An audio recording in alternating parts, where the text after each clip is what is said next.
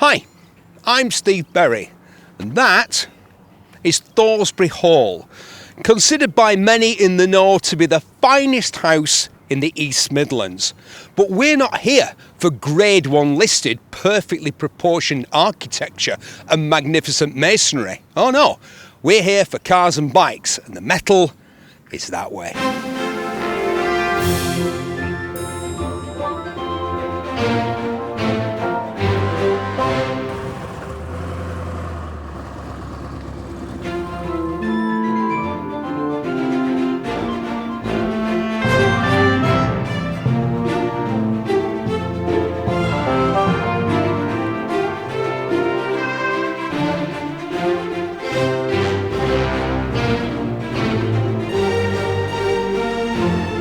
Who doesn't love a Mini? I don't trust anybody who doesn't like Minis. It's like people who don't like dogs. It says a lot about them. Yeah, it does. We've got cats and Minis. I'm going. No, I'm only kidding. I like cats as well. But I do like Minis, and I especially like this one because, you'll correct me if I'm wrong, but it just looks massively original and really early. It is mainly original, yeah. It's only had little bits of cosmetic work done. It's not been resprayed. It's mainly original paintwork. I've had it 30 years, and we've basically done nothing to it, only just maintain it. It's super basic as well. And please don't take that the wrong way. No. That's what I like. Yeah. Look at the door handles, the sliding windows, external door hinges. Absolutely, yeah. And there's the paper running in sticker on the inside of the window there that says don't go over 40 miles an hour. Hold on. That's the sticker. I thought I saw, it's Yeah. not quite in perfect condition because No, it's it's how late. old? It's 60 63. years old? 63 years yeah. old? But that's the running in sticker Yeah. that they put there to tell you not to go too fast. That's right, for the first Wow. 500 miles. Wow. Yeah, And absolutely. the warranty, you've got your warranty there. Yeah, it's been out of date. Is it? Yeah, about 60 years out of it. Yeah. What mileage is on it? It's 31,000 on it. It was 26,000 when I bought it, and that was 30 years ago. I've had it 30 years. 30 years ago, again, I don't want to cause offence because I love this car, but some of the things that I'm saying might sound a little bit like I'm being judgmental aware. I'm not, trust me. 30 years ago, did anybody give a tinker's cuss about an old Mini like this? I think they were starting to. Starting yeah. to, yeah. But, obviously as time's gone by, originality becomes more of a focus on a car as time goes on. And there are a lot of restored cars, but I just love the originality of it. I love the way that you haven't tried to look at that. Filled with blue coal. You've got all these stickers here. Yeah, that's the BMC rosette over the other side, and it's original first tax disc. And if you look with the warranty certificate, there's the original cheque that the lady that had it new paid for it when she bought it. Right, but hold on. How come you would be able to get that? Because presumably the dealer went and cashed that cheque. They did, but in those times they used to send the cheques back after they'd cleared, so you could balance your accounts. So she kept everything with it, and I've got the original cheque that bought it in 1960. I had one. It was my second car. My first car was a Citroen Ami. Right. Yeah.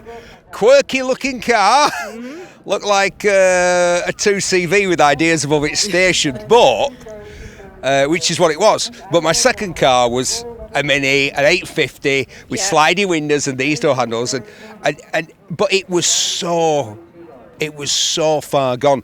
We didn't think that these would ever be collector's items, so people didn't look after them. And so I think you're more likely to see a Cooper S than one like this, aren't you? Absolutely, yeah, absolutely, because they were of a better standing at the time. Boy racers have a Cooper S, and the little bog standard Mini doesn't necessarily get thought about, does it? I think that's why it's so great to see one like this, because there are so few of them that are left. It's exciting. It's weird how exciting it is to see one like this because it's so rare. Yeah. I mean, what do you think it's worth? Do we have any idea? Get a bit Antiques Roadshow on you. We had a guy in this morning that was interested in buying it, and I think probably about 15,000 is his current value for as it is now. I think that can only go up, because this is it's. And it's great to see it being driven. You've driven it here today. Yeah, we're only a few miles the other side of Worksop, so yeah, we've brought it. I was praying that it wouldn't rain, as a lot of people were today, but yeah, it's not too far, and we're coming again tomorrow. Has it got a radio? No. Yeah, but of course it hasn't. You just have to sing, don't you, or sort of, hum. It always puts a smile on my face when we get it out and to take it for a spin, yeah. Well, it's fantastic. I think it's great. I really do.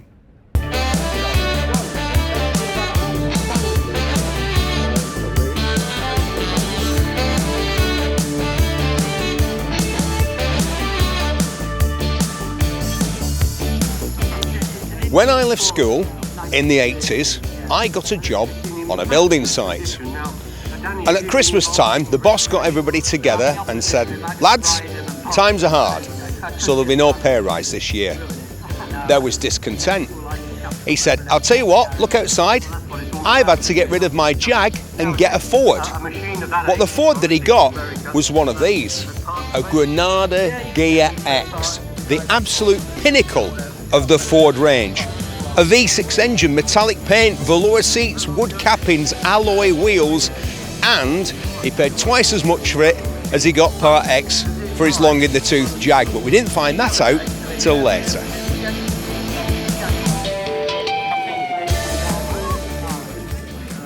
So Roy, what is Project J? It's a club for these early discoveries. Before there was called Discovery, when they were on the drawing board, there was called Project J. Right. That's 1989 to 93. Then after that, the Discovery one was called Project Romulus. So there's so few of these J's left now because they're so rotten underneath that people have just scrapped them, and so we decided to try and save a few, and that's what we're about. A pal of mine's got one of these, and it's his daily driver, and as you've pointed out, they do tend to rot, but he loves this so much, he's spent a lot of time. Fortunately, he's in the classic car business himself, but he's had to do a lot of work to keep his going. But as he says to me, he doesn't know what he'd replace it with. No, that's true. They're so simple. There's no electronics on these at all. You could buy them with an electric pack, which was electric windows and electric central locking on the key again. No electronics apart from that. And so they're so simple to repair. The diesel engine, just a straightforward diesel engine, no electronics. Not many people would think of this as a classic car, I don't think. I'm starting to look at it differently and thinking, yeah, these, because they're so distinctive, so recognisable, and as you said, because there are so few of them left, it's a classic car. Yes, they are 30 years old, of course. Well, wow, that's making me feel old. Yeah, this one was built in 89, then these later ones were 90, but they're still J's. The Romulus, as I say, didn't come out till 93. 94 rather, yeah. Wow, the fact that this car is 34 years old is making me, because I remember when they were new, I drove them when they were new. Right, and of course the registration number, WAC, is Coventry. We at the club call them G-Wax, because at the launch in 1989 there was 86 of them at the launch at Plymouth for the press and the dealers, and they were all with this G-Wax numbers. Right. All sequential numbers from, I forget which numbers they were from now, but they're all G-Wax. So if people have got one and they can't find parts or they don't know who's going to fix it for them, then if they join the project, then presumably the hive mind gets together and sorts it out for them. Oh yes, of course. We've got lots of spare parts at home for these early ones, yes.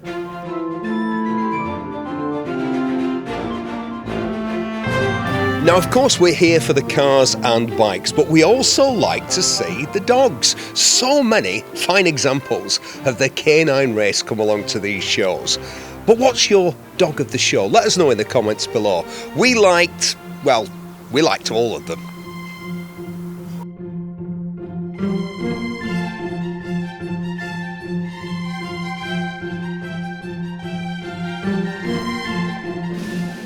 So, if we're thinking about the definitive classic British car, then surely we're thinking about the MGB. You might think differently, but the truth is you're wrong.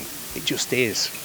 And when you come to classic American cars, then the strongest contender for that title, has got to be the Ford Mustang. I had one just like this, a notchback with a 289 V8. Not all Mustangs were V8. Most had a straight 6 engine in them, just the same as most Capris weren't 3 litre V6s, even though everybody thinks they were. Mine was even this colour, Tahoe turquoise, this fabulous colour. But when I bought mine, the only trace of Tahoe turquoise that we could find was underneath the parcel shelf in the back, because when it was new, and mine was sold new here in the UK, the bloke that bought it had immediately, it was this colour, this fabulous colour, he'd immediately had it resprayed plain white with a black vinyl roof and a Webasto sunroof as well. Sacrilege, the definitive American classic, the Ford Mustang.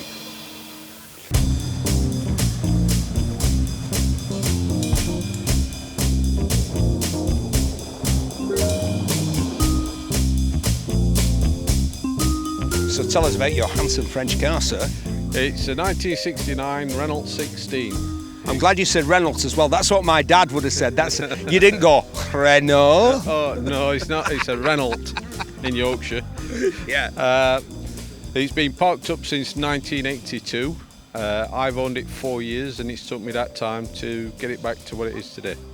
So is this the first outing? And It is. in how many years? 40. 40 years this car's been tucked away. Yep, 40 years, and this is the first show it's been out to in all that time. The French love putting the spare wheel under the bonnet. Why? It's about giving you more space in your passenger compartment. So by putting your gearbox and front wheel drive and your spare wheel here, it frees up all your space for your luggage and your passengers. And whose idea was this? Look at this. A can of oil goes inside your spare wheel. I've pinched that idea. How did you pinch that off? Well, a lot of the cars companies now do it. They'll put a foam insert into the centre, and usually it's got your jack or whatever in. Yeah. So I changed it and put some spare oil in there. So the nomenclature, if I can use that word, on the back generally doesn't make sense. Even the stuff on the back of German cars doesn't make that much sense. But am I going to guess that 16 means it's a 1600? No, it's a 1470 engine. Of course it is. That's why it doesn't say Renault 1470 on the back. Well, the later ones did go up to a 1600 engine. Right, well, let's have a look at this revolutionary design round the back. And you can explain this to me. So, what's going on with this back seat? So, just like a Honda Jazz, the back seat can go into numerous different positions depending what you need. So, as you can see, you can go all the way through. So you've got a large space. You can take the back seats out totally to give you even larger space. Obviously, they fold down for passengers to sit on. You can fold the front seats down to the back and make an entire bed. So it's quite a versatile seating arrangement. There's about 6 different arrangements to be had. Or if you need to move a dead body, or... Very handy indeed, yes. It must have been in good order to start with, because I'm looking at a lot of stuff and it's obviously original. Yeah, like I said, I've done my best to keep all the original stuff. The fact it was parked up for 40 years has saved it, really. If it had been left on the road, it had gone long ago. So what miles has it got on it after all this time? On the clock it's 65,000, but obviously I've just redone the engine, so we're starting again from scratch. But all the suspension, the brakes, that's all what was on it from 1982. So there weren't many cars with as much thought put into the design as this. And back in the day, there weren't many hatchbacks, were there? No, but this really is a poor man's Citroën DS. So the Citroën DS came out in 57, these came out in 65. But if you look at the DS, how the engine's laid out, the gearbox, this is where they've got the ideas from. How dare you, sir? How dare you? This is sacrilege, but true. Well, Renault was owned by the French government. Citroën was a private company. After the war, Mr. Renault was accused of being a Nazi sympathiser. So he went into prison and he actually got killed in there. And that's when the government took over Renault. So Renault were looking for, the next big seller. Citroën had got the 2CV, so Renault made the Renault 4, which is a Mickey take of the 2CV. They got the DS, which was a big seller for Citroën, so they did a poor man's version, which became a big seller for Renault. And of course, I don't think Citroën would be able to take on the French government. How rare? How many of these in the UK? Is this the only one? 68 registered with the DVLA. Yeah, but not as good as this. Come on, look at it. It's almost like a brand new car. Just say it. Don't be modest. No, it's awesome. You'll have to argue that with the lads in the classic club. There are still some very good ones out there. Do you know the sort of people that I imagine would have owned one of these back in the day? I tell you, geography teachers and nudists.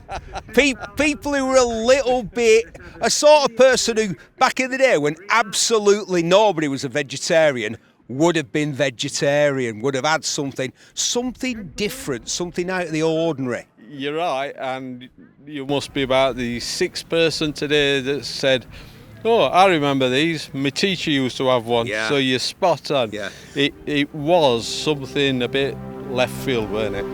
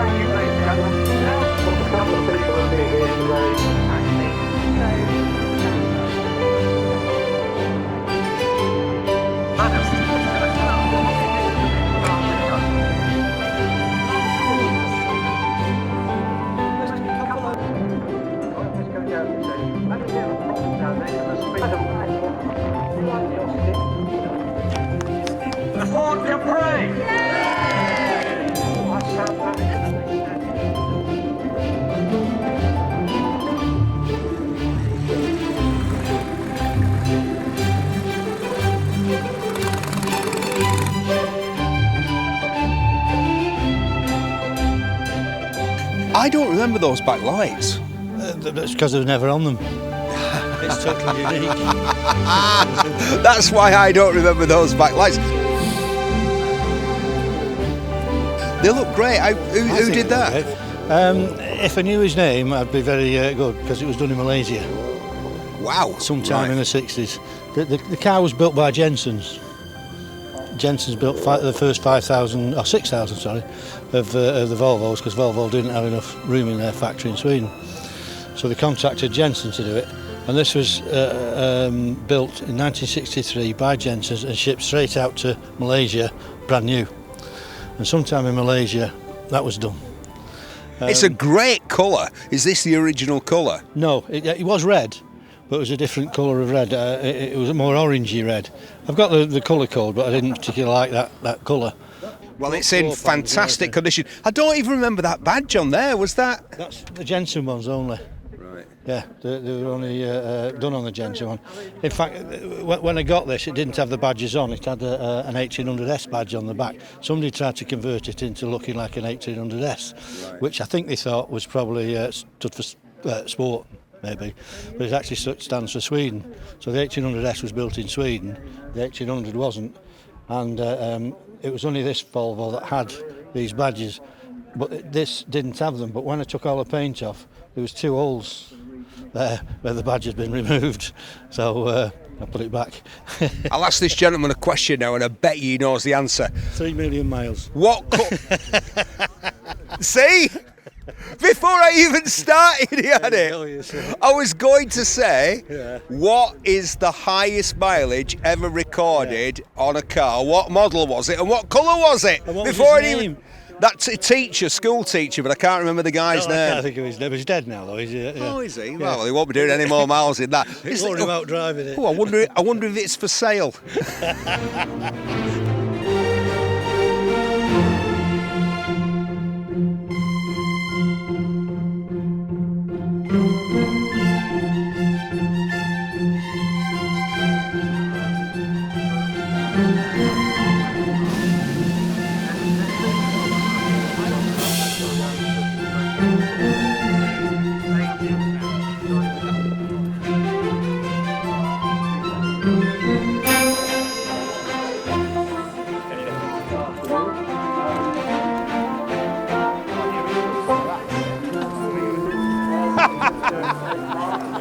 They never did him in light colours.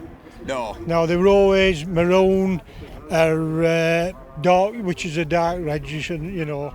Well, it was a serious car for, and I say a serious man, it was really, I mean, it was back in the day, it was a man's car, wasn't it? Oh, yeah, they're true enough, yeah, they were, yeah. But like I said, they were done in dark colours, blues and greys and things like that. But I always said, the next one I did up, I'd do it in a two-tone because they never did them two-tone. And I want it in a light colour so it stands out. Vauxhall did theirs in two-tone, didn't they? The Cresta and all that. Yeah, I think they were trying to copy, well, they're part of General Motors.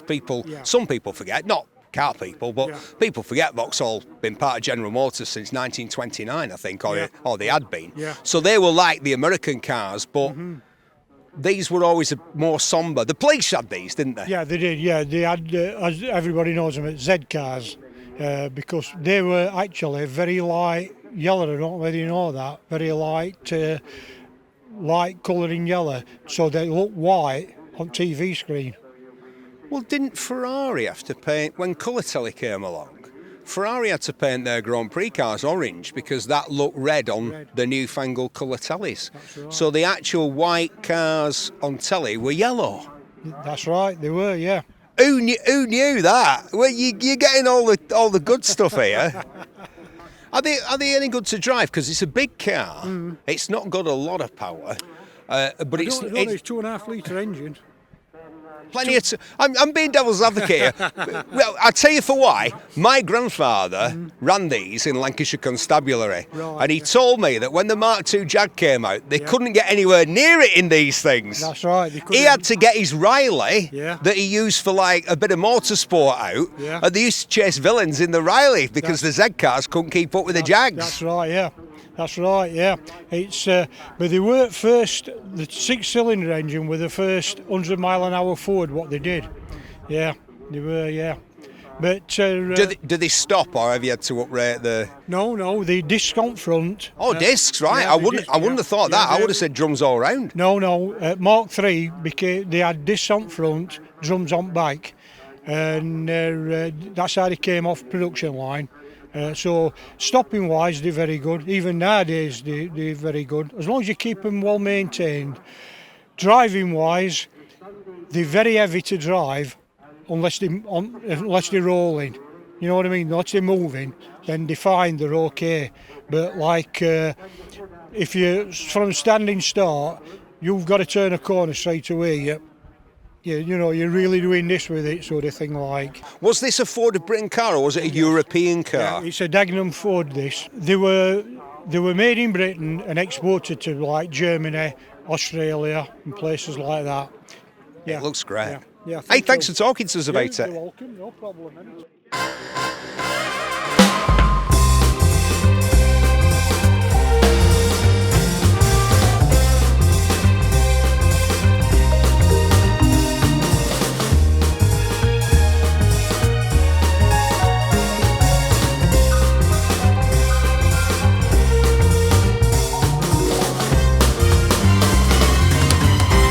It's car of the day time, and it's a Porsche 928S, and I'll tell you why. Two reasons. One, it's an amazing car, a truly great car. And two, back in 1978, when I was growing up in Bury, Lancashire, yes, Bury, Lancashire, there was, believe it or not, a Porsche dealer. There weren't many in the country back then, but there was one in Bury, Ian Anthony.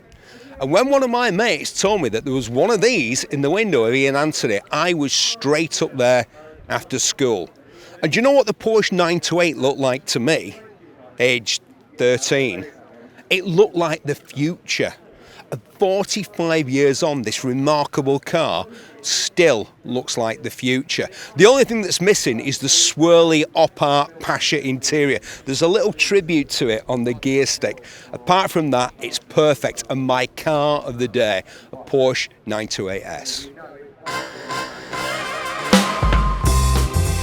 So Emma, why is it so much fun just like looking at cars and talking to people in the field? I've been here most of the afternoon and I've just met some great people. Because cars are my lifeblood. I grew up with cars in the family. Dad had Morgan and an E-Type, and as a teenager my overriding ambition was to make enough money to buy a TVR. That was back in the mid-80s.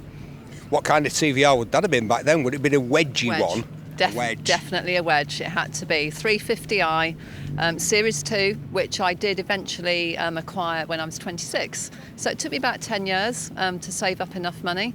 But I went to the Middle East with my rucksack, one-way ticket, and I worked really hard selling Jeeps to Arabs. And yeah, it was really good fun. Do you talk to people? As you know, I'm a big talker. Yeah. Hard to get a word in edgeways. I know, I understand.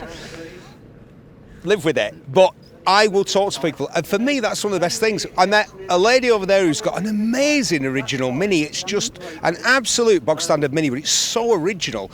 And then I've just met a chap who's got a Renault 16, and this today is its first outing in 40 years. Wow. The first time that car's been out. And he told us the story of finding it and what he did with it, and his passion for the car. And when he was telling us, it was you could sense that it was kind of more than a car. Mm-hmm. Absolutely. I mean, today I've just been talking to a gentleman and his wife who've got a 21-year-old Audi.